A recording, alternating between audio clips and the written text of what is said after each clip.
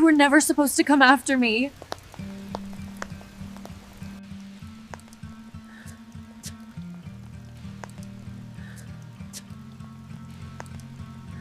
Ethan Blake had everything a man could want: power, success, and a name that echoed through the corridors of corporate giants.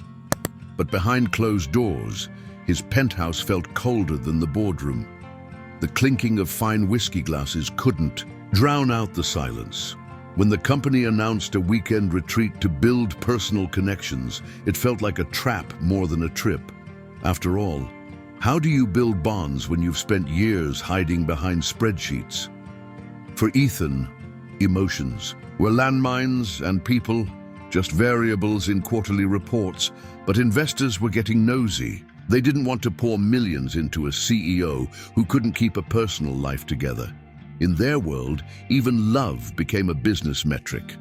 What they didn't see was a man who once believed in love until it walked out with his trust. Now, pretending seemed safer than trying.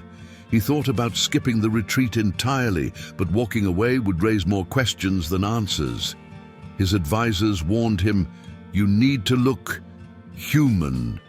It was the kind of feedback you give a machine. So, in the most unemotional way possible, Ethan did something wildly irrational.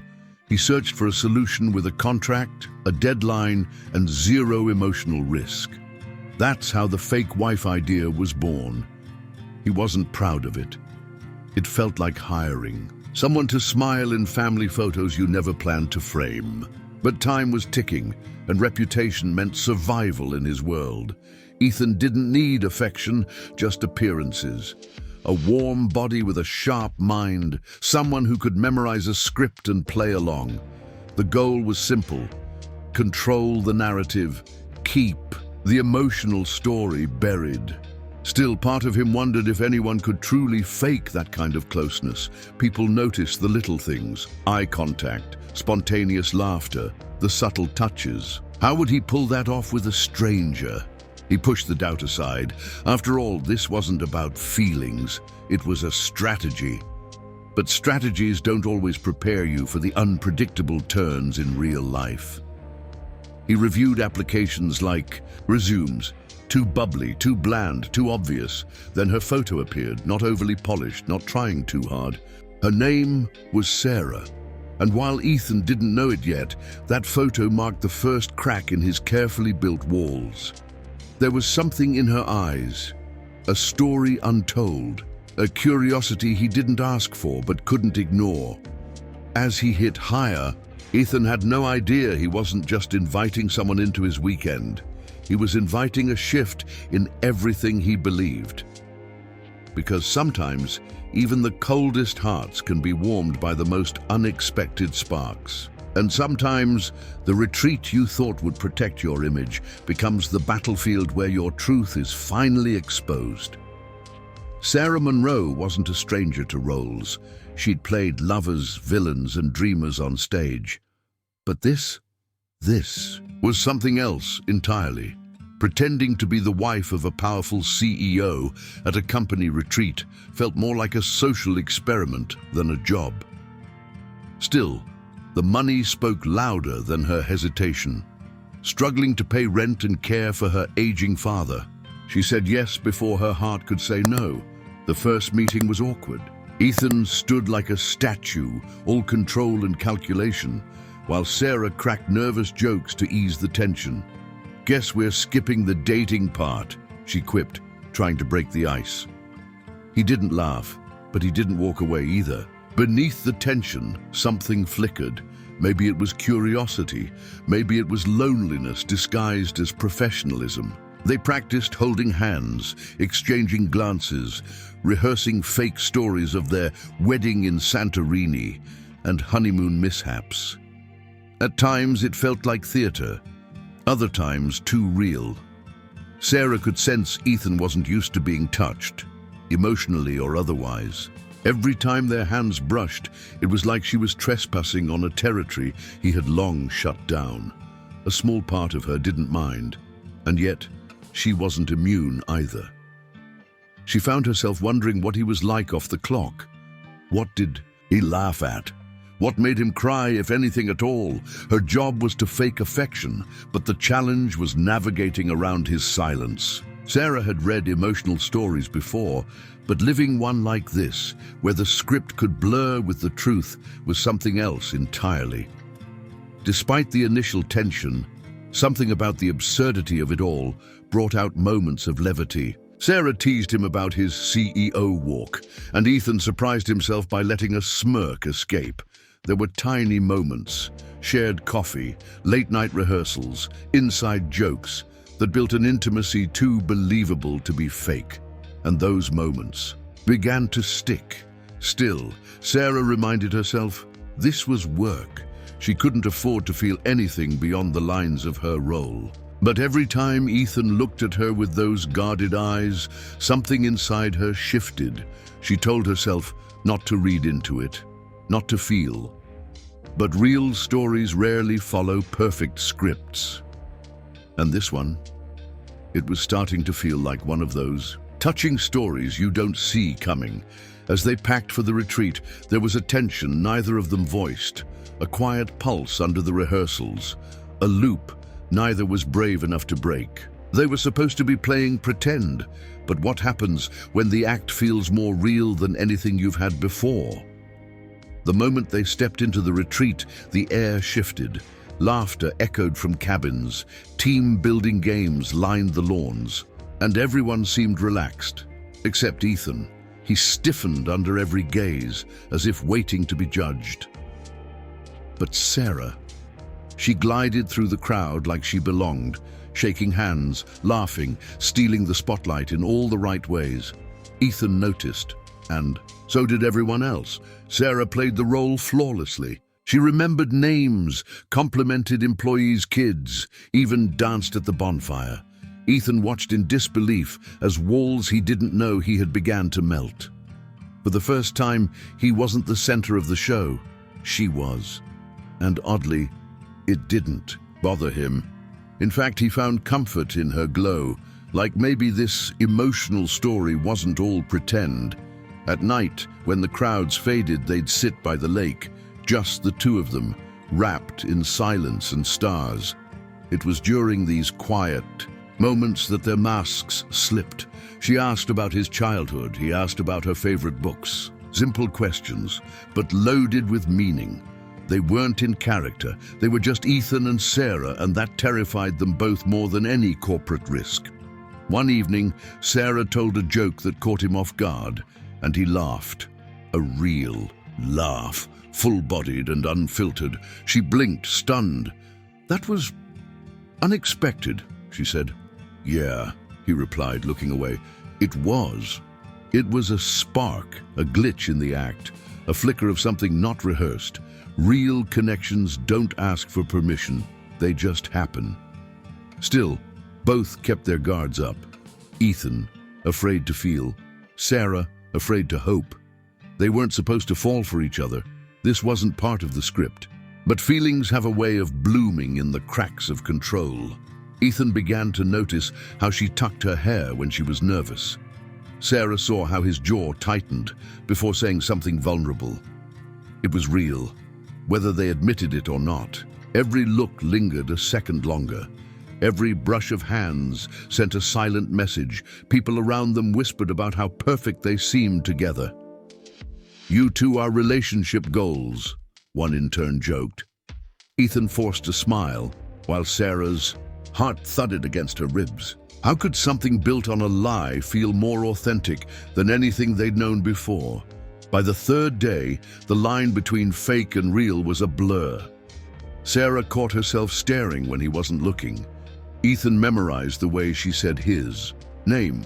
They were living a real story disguised as make-believe, and while neither dared to speak it aloud, both knew something had changed.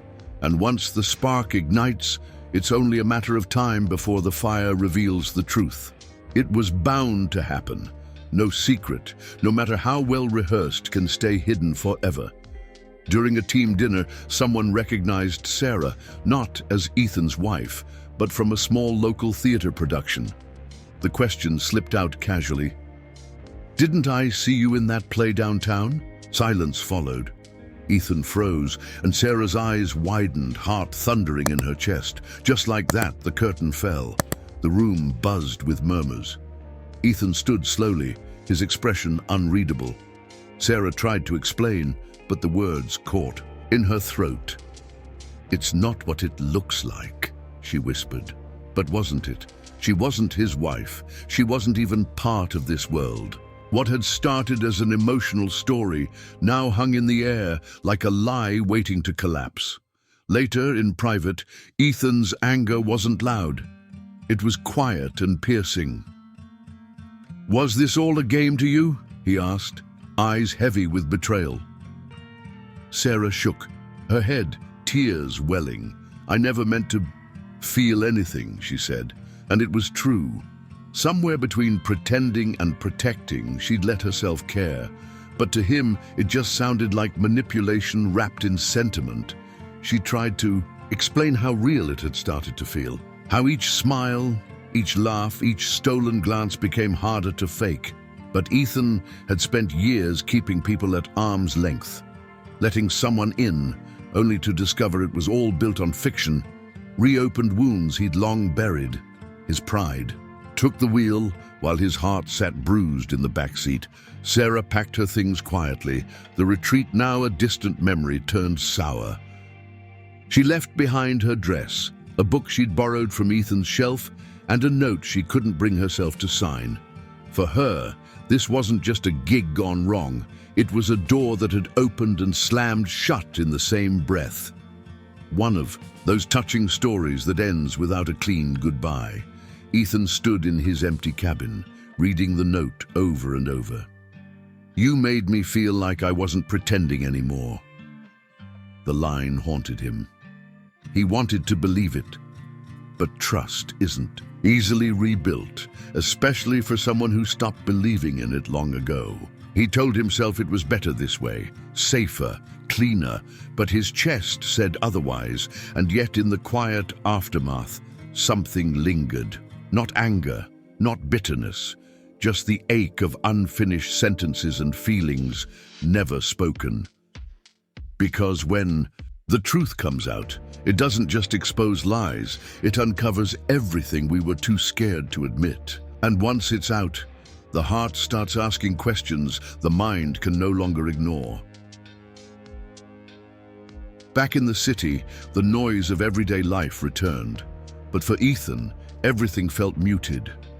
Board meetings came and went, emails piled up, but none of it filled the silence Sarah left behind.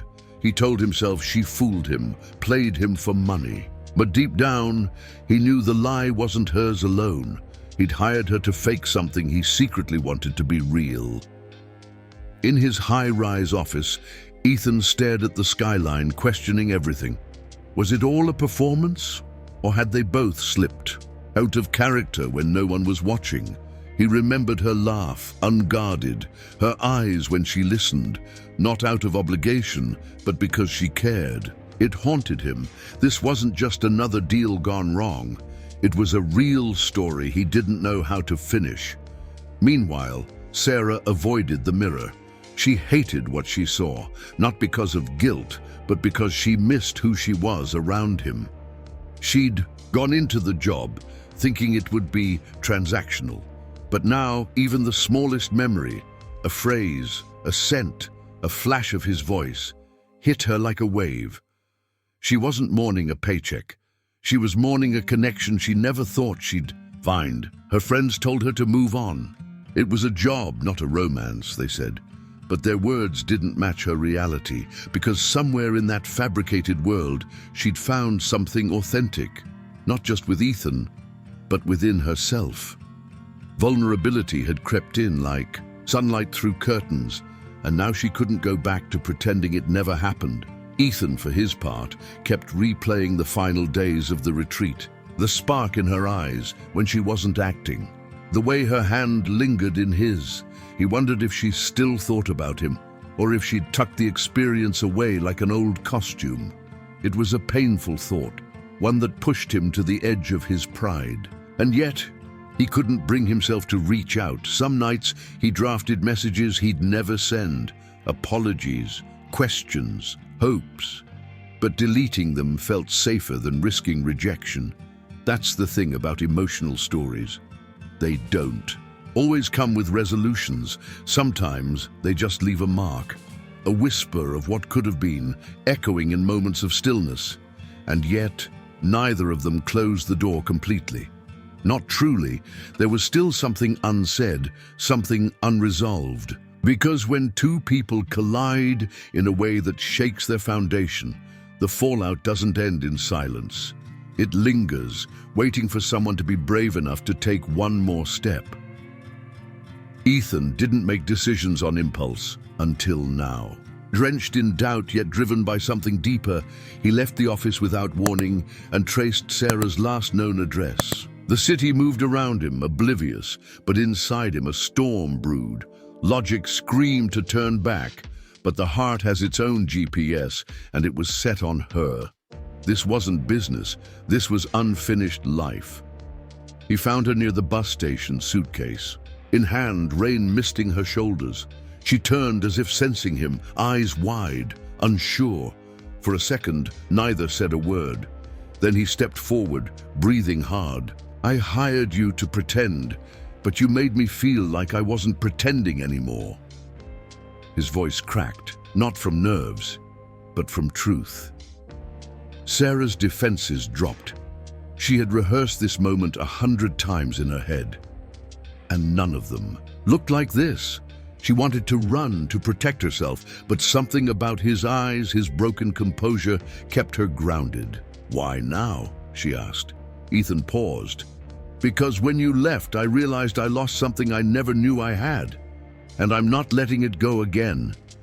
There, on that rain-washed sidewalk, two people who had faked love stood exposed in something more real than either expected.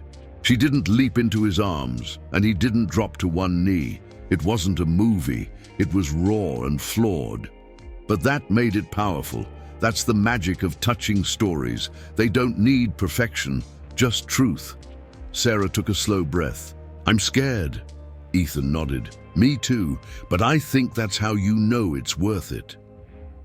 With those words, they chose something new, not based on contracts or expectations, but mutual risk. They had lied to the world, yes, but not to each other. Not when it really mattered. Back at the company, news spread fast, but not as gossip. People admired Ethan's courage to be honest, even messy. Investors didn't back out. They leaned in, because in a world of polished surfaces, a CEO who embraced vulnerability was rare. This emotional story became a lesson in authenticity, and a quiet reminder that even in business, heart has value. They didn't plan a wedding right away. They didn't promise forever, but they walked forward, hand in hand, wide awake, fully seen, and sometimes that's how love begins, not in fairy tales or grand gestures, but in the moments when we stop pretending and start choosing what's real. Have you ever found something real in a moment that was supposed to be fake?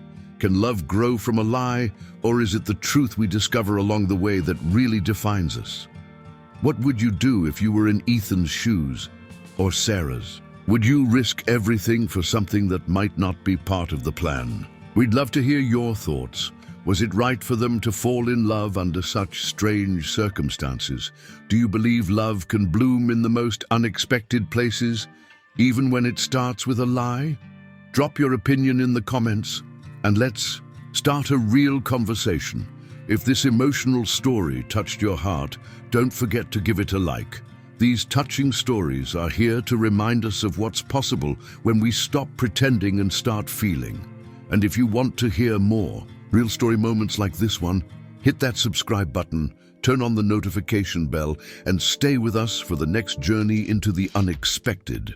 In the weeks that followed the heartbreak, Anna found herself peeling away the layers of her identity, much like someone renovating an old house, stripping the walls to their bare bones before deciding what to rebuild.